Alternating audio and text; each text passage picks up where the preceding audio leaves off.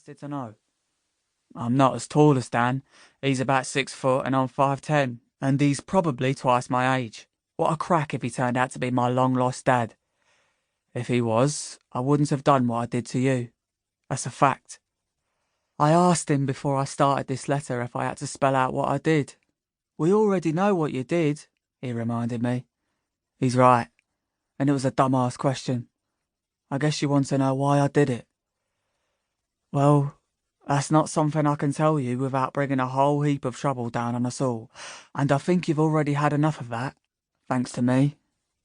So, where do we go from here? Dan's advice was to keep writing anything that comes into my head, and he'll look over it the next time he's here.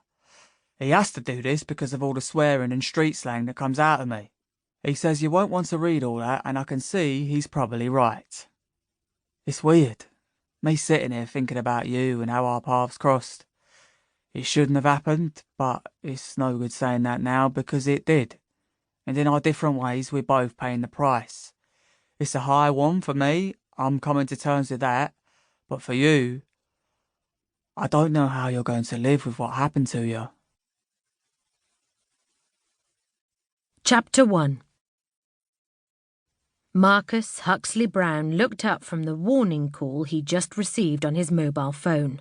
His handsome face was taut, pale, showing none of its usual boredom or arrogance, or the self-satisfaction that came from having so much.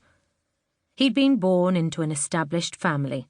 He had all the right contacts, and was as famed for his city successes as he was for the celebrations he threw when deals came off.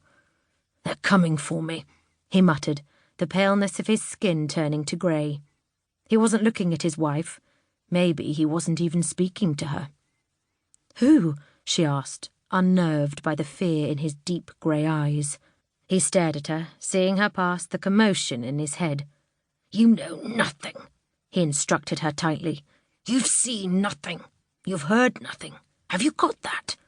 His fists clenched, and she wondered if he was going to hit her, blame her, or something worse. Who was coming? She knew better than to ask a second time, and stepped aside as he headed out of the room, across the hall, and into his study. "Come here!" he shouted. Obediently, she hastened after him, and stopped on the threshold of the room she was rarely invited into. He was standing behind his desk, a Huxley Brown heirloom, one of many that cluttered the house with stately gloom. He looked haunted now, agitated, hunted, as if not knowing where to turn or what to do. Had things been different, she might have felt sorry for him. "He don't speak to anyone," he told her gruffly. She nodded. She'd had this instruction before, but usually he didn't take any chances. He'd whisk her upstairs and lock her in one of the top-floor rooms. She used to fight it, but she'd learned not to. She often heard things from up there, but she never saw the comings and goings outside, cars pulling up, people entering or leaving the house.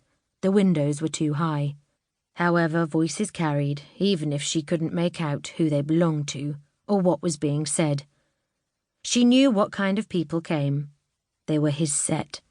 The all-male network that he and others of his ilk had created at university, in the city, in private clubs, in various capitals, to trade information or to start rumours, or to import and export insider knowledge. Girls came too, for the after-parties, lots of them. Paid well, she imagined, and the dealers in mood or sexual performance enhancers came too. Shady, sinister characters from an underworld she could barely imagine. On the nights Marcus didn't come home, she guessed someone else was hosting proceedings at their luxury apartment or townhouse. She never asked, and he never told her, but she'd come to recognise a descent from the drug-fuelled highs when it was in front of her. There were other nights, lots of them, when he behaved like a regular family man, sober, a little tired, but happy and feeling generous at the end of a long, productive day. She could easily mistake him then for the man who'd comforted and befriended her after the tragedy of her first husband's death. She still felt strangely attached to that man, and the way he'd spoken so softly to her during that terrible time, and had smiled into her